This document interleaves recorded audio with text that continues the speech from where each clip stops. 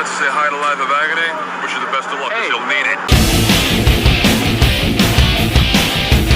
What is going on, everybody? Welcome back, music lovers, especially my rock music lovers. That's right. Welcome back for another one. Listen, when it comes to the band Type O Negative, I'll just say this. And if you've watched any of my videos, I have one point of reference, one person that really helped me from a young child to where I'm at today with my taste in music, my appreciation for music, the fact that I was able to branch out and hear a lot of different things, you know, not just what was on the radio, not just what was on MTV, but stuff that other people didn't even know existed at the time, unless you were into that underground scene in any type of music.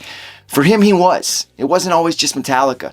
He loved Metallica. You know, they hit the mainstream fairly quickly after they got big, you know, but another band was Type O Negative. They didn't always get the same appreciation as Metallica when they were both in their heyday.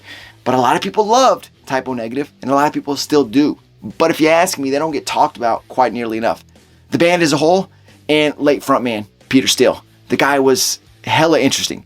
And you can't say much about him except for the dude knew how to live life. And that's why we got to talk about Type O Negative and Peter Steele today. Type O Negative formed back in 1989, but they formed because Peter Steele had broke up with his former band. He was with the band Carnivore before that, which he also founded. Now, this band started in 1985. Now, Carnivore lasted 2 years to 1987. They released 2 albums. In that time, Peter Steele was often criticized for his lyrics. They were usually considered very harsh. He talked about race. He talked about war, religion, misogyny. A lot of stuff that rubbed people the wrong way. But it didn't matter to Steele. The dude had no filter. And he said what was on his mind and came from the heart. And Carnivore often wore these crazy costumes, which most people related it to the band Manowar. But Peter Steele would say on many occasions, his inspiration was more from that of Mad Max, you know, the badass movies from the 80s, which completely makes sense. But again, after they broke up in 1987, didn't take but a couple years for him to form the band Type O Negative. Type O Negative's years were very clearly, obviously, a mix of different influences. I mean, it was very unique style. It was this dark gothic sound, and it was perfect for the guys. The guys played into that role perfectly. And I say a role because that was a style of music. They had the image, they had the sound, but I think it was really just them, authentically just the guys, especially Peter Steele. I mean, the dude and the band, they tackled some real life issues, talking about depression, talking about suicide, talking about things in life that a lot of people were talking about. Now, before grunge was popularized for being just that, being real, like this is real life, we're going to sing and talk about it. You know, you talk about Nirvana's Nevermind. It was released in September of 91, but Type O Negative's Slow, Deep, and Hard was released in June of that year, a few months before Nevermind. And their lyrics were, well, very deep as well. You look no further than on that debut album, the song Unsuccessfully Coping with the Natural Beauty of Infidelity. That song, you listen to it, you can tell Peter Steele, he doesn't use a lot of innuendo. There's a couple parts, but he's very blunt and very to the point, clearly talking about his spouse at the time, girlfriend, wife, not sure, but, you know, she's going out with one thing on her mind, and that's, well, go listen to the song. Going to a bar, doing this crazy shit. I mean, this guy had something, if he's talking about something that was going on in his life, he definitely had some shit going on. But he's very blunt, to the point, and that song is freaking insane. And if you want to talk about what Type O Negative was, you listen to that song, you'll find out exactly what they were in their early years on their debut album. After the guys from Type O Negative released Slow, Deep, and Hard in 91, it was clear they were well on their way. 92, they released their second album, The Origin of Feces, which completely shows what Type O Negative is. The cover art for that album, just the title in general, and they continue that trend of these songs with these deep meanings and blunt, to-the-point lyrics that only Peter Steele could create through his mind. But that fan base grew even more in 1993 when they released their third album, Bloody Kisses. This album was 100% badass. 2 of their biggest hits ever, Christian Woman and Black Number 1. 2 of the greatest hits of all time. I mean, this probably was their best album. And most of the critics loved it. They were giving it 4.5 out of 5, 10 out of 10. Just depend what article was writing about them and who it was. I mean, Steve Huey from AllMusic said that this album, when you listen to it, it was like you were at a funeral. That is a deep way to describe an album as you're listening to it. But only Type O Negative could really give you that feeling. And that fan base, that cult following was getting so huge after this album. I mean, it was such a diverse fan base. Men, women, didn't matter. They considered Peter Steele their sex symbol. He was like the anti-hero to the establishment.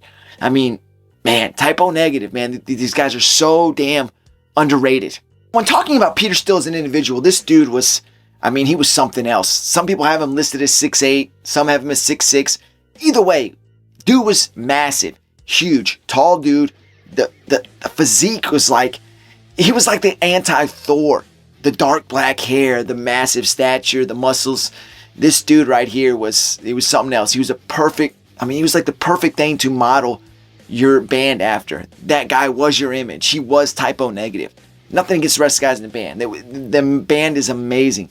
But Peter Steele was that guy. I mean, he was their image. I mean, he had that big baritone voice, that vampiric look. I mean, he just had this image that was second to none. I mean, and they were getting, not only was that fan base growing, but I mean, they were getting love from their peers. I mean, people in the music industry, other bands, they respected Type O Negative. They liked their music, and they respected what Peter Steele stood for, his image, what he was. It was hard not to respect. You know, never more evident in 1994 when the guys from Motley Crue asked Type O Negative to join them on tour. But, you know, at this time, you know, the lifestyle was kind of taking over, consuming Peter Steele. I mean, when you get to that point, do you become victim of what, you know, that type of life has the possibility of giving you? Do you fall victim to it? Do you cross that line? And Peter was starting to do that. I mean, it caused the rest of his guys in the band to start kind of booking shorter events, not long tours, because they were in fear of what might be imminent for Peter Steele, which was not a long life. The alcoholism took over. But, you know, it's kind of revealed later that alcoholism pretty much stemmed from not just because the fame and, you know, money they were starting to get into. It was because Peter Steele had stage fright. That is hard to believe. This guy, when you've seen him in interviews, when you've seen him on stage, just this energy and just like there was fearlessness. To think that he had to drink to not be afraid to do that and be that person is crazy. But that's, sometimes you don't realize what's going on inside of somebody when you only see what they're portraying on the outside. To think Peter Steele had stage fright is just crazy. Now, it's crazy that Peter Steele was still working his day job while with Type O Negative all the way up until 1994. He still worked for the New York City Parks and Recreation. He was a supervisor for them, and he was still doing all his Type O Negative stuff on the side, and it was becoming massive. But, you know, 1995 was even a more interesting year for Peter Steele. He had this crazy appearance on the Jerry Springer Show, so a lot more people who didn't even know who he was or his band was got to see that. And then, you know, you realize this guy is like insane, this massive, very mystique, just consuming guy. He draws you in just by looking at him. And then you hear him talk, that northeastern accent, that New York City. He's from Brooklyn. He had it, and I've always appreciated that accent from those people up there in the Northeast. Something about it is just absolutely cool, and that was Peter Steele. He was one of those guys. And then he also, in 1995, posed for Playgirl magazine. He was a centerfold. He did completely nude for the magazine, which he would go on later to say he regretted doing. But this guy was putting himself out there. Peter Steele was becoming more larger than life. And even if you didn't know who Type O Negative was, you knew who Peter Steele was. The next 4 albums for Type O Negative as a band after Bloody Kisses were received just as well. Maybe not as massive as Bloody Kisses. I think that is their peak, their prime. And if you really go back and you want to start digging into Type O Negative, I'd say start there. You can backtrack to their first 2 albums and then continue on to their next 4. But their 1993 album, Bloody Kisses, man, is a good place to start. And it's just like you're starting out with the entree. And then you can back up into the appetizer and then do dessert. But for me, that's the best. But I mean, if you go after 1993's Bloody Kisses, their next 4 albums, they were great. You had 1996's October Rust, World Coming Down in 1999, Life is Killing Me in 2003, and then their final album as a band, Dead Again, in 2007. All 4 great albums. Every album Type O Negative was great, and they absolutely stayed true to themselves through each and every one. That's why you got to respect the band, and it sucks that, you know, we won't be able to see that ever again, because on April 14th of 2010, we lost Peter Steele to, well, heart failure. There have been other reports that it was different things that killed him, but I mean, he lived how he wanted to live, and that was just the way it was going to be. And he didn't mind that. And obviously, the young age of 48 is early to go, but Peter Steele lived the life how he wanted to and took Type O Negative all the way as far as he could before it was his time. So after Peter Steele's death in 2010, the New York City Parks and Recreation, because of the fans starting a fund, went out and planted a tree at Prospect Park in Brooklyn, where he's from. They also created a bench in his honor and dedicated it to him as well. And you can still go there today and see it. It's awesome. A lot of fans go out there and take pictures in front of it. People on YouTube do videos where they go out and see this, to go to his grave, go to Prospect Park. It's very cool, and it just shows the love that Peter still has even today, and Typo Negative as well, because the guys, after Steele's death, chose not to continue. They disbanded. They could have got another lead singer. They still can.